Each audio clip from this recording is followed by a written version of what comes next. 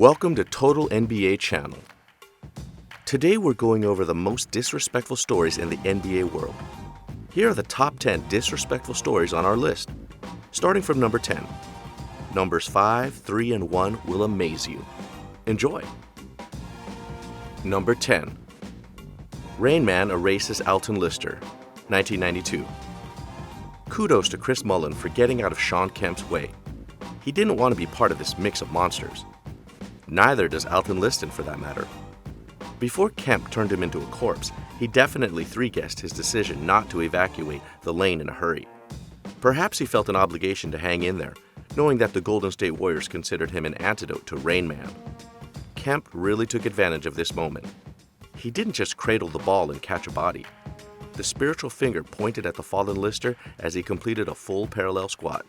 Remember, don't skip leg day. Number 9. Pippen over Ewing, 1994.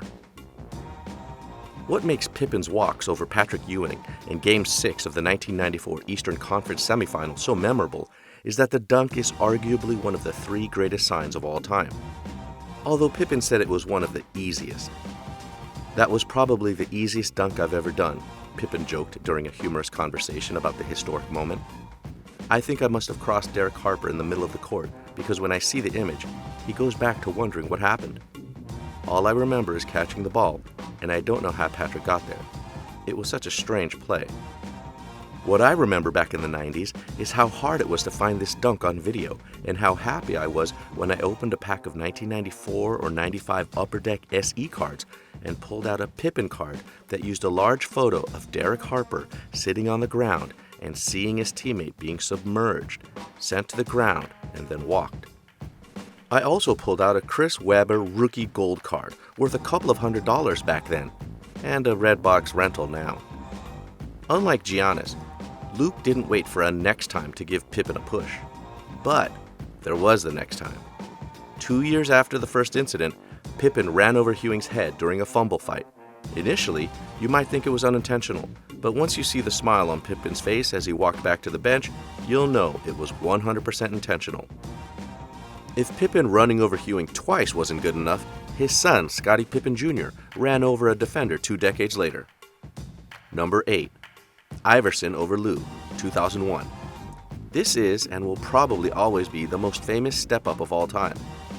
Iverson's step over Ty Lue's legs from Game 1 of the 2001 NBA Finals is so iconic that you can even see NFL players like Tyler Lockett recreate it after a touchdown. Lue has always been a good sport about the game and likes to remind fans on the anniversary that he won a championship ring, the first of 2 as a player, a few days later. He's so good at the sport that he was even willing to take a photo with a fan wearing a jersey from the play. Considering most young NBA players are so paranoid about ending up in a viral clip or meme, it's unlikely you'll be able to convince one of them to take a selfie with you if you're wearing pants. I guess I shouldn't single out the young players, because I'm pretty sure Kevin Durant would cuss me out if I asked him for a photo while wearing a jersey while DRAYMOND was yelling at him. Number 7. Frustrated and unapologetic? That's Amare, 2012. Bowling over Shane Battier is not some egregious charade. It's also not faking an offer to help him up just to walk away. It's the act of doing both that gives Amare Stoudemire the go-ahead. Taking down Battier with 9 pins should have been enough. Not that Stoudemire was protesting a whistle blow that he felt was unfair. He did not discuss the call. He turned gracefully around in resigned agreement. And then he faked Battier. To this day, I can't decide if I'm more impressed or confused by Stat's elementary school bluff. Number 6. Crawford's nutmeg amid blowout, 2012. Jamal Crawford's hocus-pocus handling would have him scattered throughout this exercise if he weren't so damn well educated. Even here, the pomp is in the tactics, not Crawford's reaction. He hit Nando De Colo nonchalantly without a hint of passion or pomp. At the same time, Jeff Van Gundy's comment about possession is relatable. The Los Angeles Clippers were ahead of the San Antonio Spurs by 20 within 30 seconds to play. Cruel intentions are implicit when garbage time becomes theater. This is Crawford, albeit unknowingly, at his worst, in a funny way. Number 5. DJ dunks Knight into the next life, 2013. Kudos to Knight for refuting this savagery, but he would have been better off fleeing the scene. DeAndre Jordan nearly erased him from existence. He also came close to finishing off Clippers head coach Vinny Del Negro, who needed to stop Griffin from running onto the floor and informing Knight that his Wikipedia page was about to undergo a series of inaccurate updates. Between the antics of Kyrie's rising star and the DeAndre fight, 2013 was a rough year for Knight. Number 4. Steph abuses the Clippers, 2015. Evading 4 defenders with controlled recklessness is what it is, particularly by Curry standards. Topping off the show with an impromptu, somehow effortless twist 3 is some dark magic. Spencer Hawes' man bun has never looked the same after being blown away by Curry's escape tactics. Not even Golden State Warriors head coach Steve Kerr could believe it. Of course, this was earlier in the Steph becomes headmaster of Hogwarts transformation. Mark Jackson, his former coach, had yet to accuse him of ruining the game. Still, more than 4 years later, Kerr's reaction still stands. No one who respects the defense in front of them attempts this shot. Curry's autonomous green light is profane. Number 3. LeBron over Draymond, 2016. Speaking of Draymond, Warriors fans will never forget the time he got mad at LeBron James for running him over during Game 4 of the 2016 NBA Finals and responded with a shot at balls and some words that offended the king. Some of the words that came out of his mouth were a little exaggerated, James said after the game.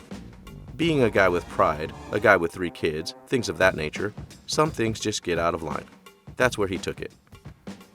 Draymond's nut shot earned him his 4th flagrant foul of the season, which earned him a 1-game suspension. The Cavs won Game 5 to cut the Warriors' lead to 3-2, and you know the rest of the story. Here's Steph Curry talking about the incident and referencing Iverson's cool moment with Lou. Number 2. Honorable mention. Rawle Alkins, 2018. This dunk and walkover didn't happen in the NBA, so he'll get an honorable mention. The dunker is former Ball is Life All-American and current NBA rookie King Rawle Alkins. The posterized is USC shooting guard Elijah Stewart, and the date of the night belongs to the number 1 selection in the NBA draft, DeAndre Ayton. I should go to jail for that, Ayton said about his teammate's dunk. There's no way anyone can get away with it. I've never seen a dunk like that. That was some 2K animation type thing. Here's a better view of the step over. Jump over. Number 1. Giannis uses THJ as a prop, 2018. Laws of flying over real people require this to be included, but Tim Hardaway Jr.'s Antetokounmpo clearance isn't the rudest thing going on here. Antetokounmpo's nonchalance after takeoff earns him that honor.